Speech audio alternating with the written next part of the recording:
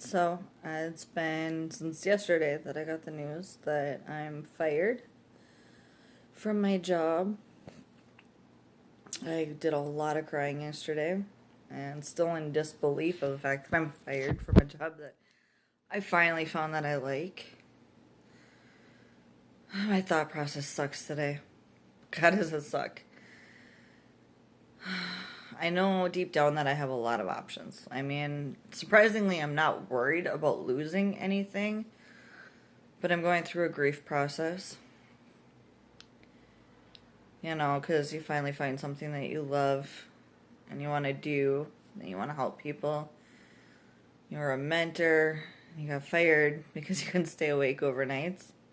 Surprisingly, I went to my mom's house yesterday and I got the best pep talk I could ever ask for from my mom. She made me realize that, in all honesty, I wasn't completely passionate about that job. She made me realize that that wasn't completely fulfilling me because of the fact that if I was as driven with that job, I'd be able to stay awake, be more involved, be able to actually participate and function and do my job overnights. Overnights are just not something I can do. And I know spiritually there's something better out there for me. Right at this point in time today, it's my self-talk that I have to work through because, for instance, my neighbors, out of the blue, today decided to smoke pot, so I'm smelling that in my apartment, which obviously is not good for my mental health right now because all I'm doing is sitting here, smelling it, wanting it, not getting out and doing something about it. Sitting here pondering it. But the one thing that keeps me sober right at this second is that I still have a lot to lose. So I definitely have a lot of things that I'm still grateful for. I mean, I haven't lost my apartment. I'm not afraid of losing my kids. I have enough money coming to me that I can afford everything for a while. So completely the universe is telling me that this is a time to sit still and just figure out what I really want to do. The hardest part is the fact that there's something I really want to do and I'm terrified of doing it. And I'm actually so terrified that I get emotional. I woke up this morning and immediately knew that I wanted to do it. And the longer the day goes through, it's never mind. It's not that important. It doesn't matter. Just self-depleting. And I know better, and I know what everybody else is saying is the fact that, well, you'll get through it. And yes, I know full well I'll get through it. I'm not afraid of not making it. I mean, hell, I've got a job lined up on Monday if I really wanted to start as a cook. I've got options. It's not the fact that it's a lack of options. Everything's at my feet of whatever I want to do. And I'm scared. No, that job wasn't completely a fitting job for me. It just opened my eyes to what I really want to do. And this is the one time that I can't rely on my boyfriend for anything because it's not his job to fix me. It's not his job to tell me how to fix it or what to do. It's not his job to keep me sober. I'm not relying on him, which means that I'm extremely independent and extremely strong. And I know how strong I am. And for some odd reason, I'm terrified. I'm terrified. And not necessarily of it failing, but actually going after what I really want. And knowing what it would entail for me to accomplish what I want. It's huge. I had these dreams 2 days before I got fired. Of, Kim, why don't you go to the school and ask for a peer support specialist job? Because you can reach those teenagers before they hit the streets, before they graduate. You can do the greatest good helping teenagers out. You can reach them. And that would take asking the boss that just fired me for a letter stating I can do this and that she actually does see that I am fit. Having the balls to be able to go to my boss and be like, I know you just fired me for this position, but I also have faith and trust in the fact that you know I'm not a failure. You know that I can reach these people. Going to my mother support group and getting them on board with a peer support specialist becoming in the Brainerd community for the schools. Because you can make a position for yourself if, that's what peer support is. You can create a position that's not there.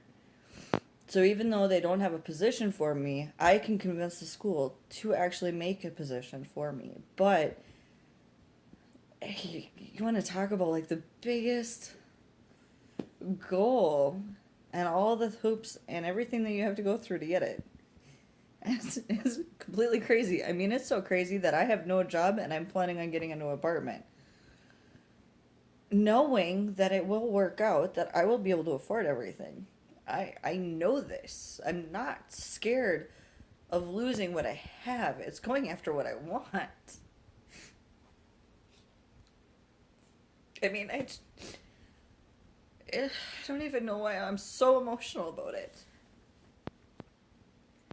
I mean, I have the desire to use, but in 30 seconds, that's gone because I know what I have to lose if I use. I could lose a hell of a lot more than what I already have. Just by going out and using. I know that cook's job is there if I want it, but it's not. It feels like if I took it, it would just be settling.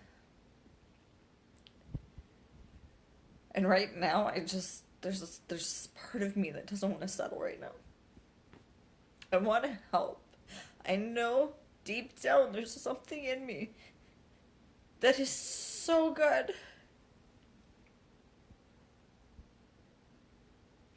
But my self-talk sucks.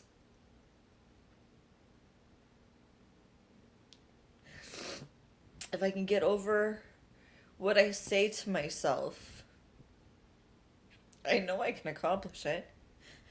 God, do I know how much ambition and passion I have towards helping people. And I'm sorry, I'm trying to talk clear through my tears right now, and I'm trying not to be emotional, but it's... I don't get sad over what I lost. I'm not worried about what I have to lose. I'm not afraid of losing anything. I know that I have an apartment. I know I have a roof over my head. I know that I have my kids. And, that wasn't even a fear that crossed my mind when she handed me the letter that I'm fired. And it's so surprising because I also know, too, that it's going to be my integrity that's going to make this accomplished. It is going to tell them that, yes, I was falling asleep at work. Yes, I was fired from this position. And this is why I am better fitted for here, for the school, to help.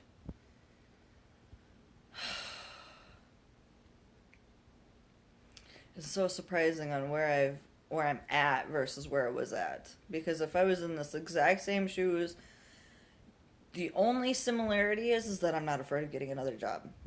For me, selling myself, which is technically what you're doing when you're getting a job opportunity, is you're telling them, hey, I can do this job and I know how to do it and I can do it. That's the reason why the cook's job, even though I have no experience whatsoever in cooking, it's partly who I know and it's partly because I know that I can sell myself. And yeah, call it whatever you want to, but when you're going in for a job interview, you've got to convince them that hiring you is something that's in their best interest. That I can do. Those skill sets I have. And surprisingly, I'm in the prime position to actually go after what I really want and make this community and get involved, get myself forced out there and realize, hey, I may be a severe introvert, but there is parts of me that really, really, really wants to dive into the public, wants to dive into the community, wants to dive into helping people. And it is going to take effort and work. I've been a part of it my entire life. There's so many people who have seen me fall down and get back up and who have helped me get sober. There's a lot of people in this community. I just have to get in touch with them, and it's going to take 100% of my humility of going, I don't know exactly what I'm doing, but this is what I want. This is where I've been. That integrity of standing up for who I am and not backing down and taking charge of me.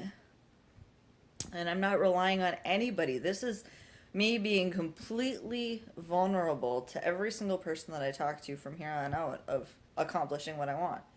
And yes, this whole message came to me in a dream 3 days ago, and it's been continuously coming to me in dreams of that full-on integrity of the fact that admitting that I got fired for sleeping, admitting that I'm not good at these things. But you know what? I can admit where my weaknesses are. I know where my strengths are. And having them understand that this is something that I'm good at. And my mom had to remind me, just because I don't have a degree in anything doesn't make me any less of a person.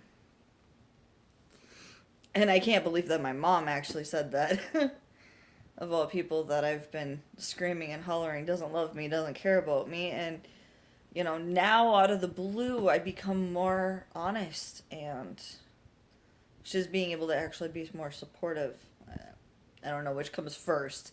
She becomes more supportive, I become more honest, or either way.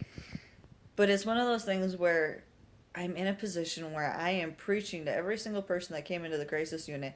This is your prime capabilities. This is preaching, and this is practicing what I preach every day. That you can start from anywhere. You can do whatever you want. You don't have any responsibilities. You can create whatever you want. I tell them that being in their position of not having a job or a home, you can start from scratch. You've already lost everything. You can start from ground up. And I haven't lost everything. Not this time. This time falling down, I did not lose everything. Thank God. But this is my time to actually find out what I want to do, and I have an idea, and I have a passion.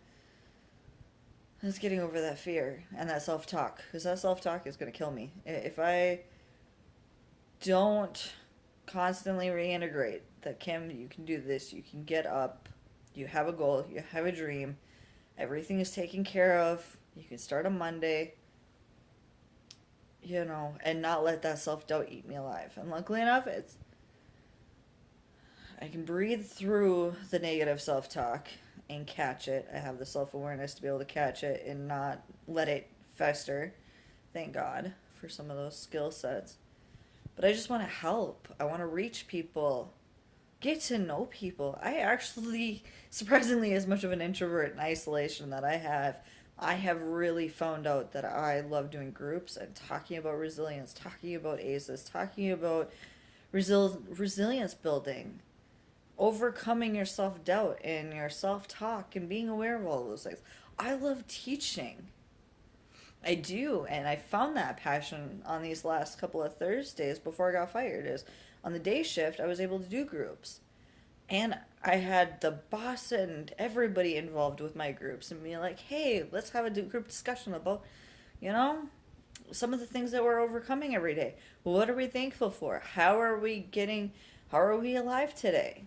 And I was able to express my extrovertness to a 10th degree that I didn't even know was existed in me.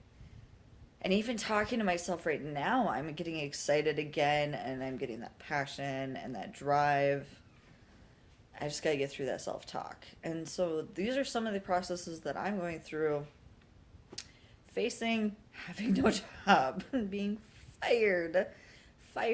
The one thing that makes me laugh and cry at the same time is I can't even call the crisis line to ask for help because that's the place I just got fired at. But I realized that I don't need it, that I have all the tools set in place, and be thankful for what I do have. It's just that self-talk will kill you if you let it. So I'm hoping that you guys realize that through thought process, you can change your viewpoints on every single thing that you have. And I am practicing exactly what I preach, even being fired. So don't take my word for granted. I practice what I preach, even now being fired. So with that, that is my message for you today. Thank you.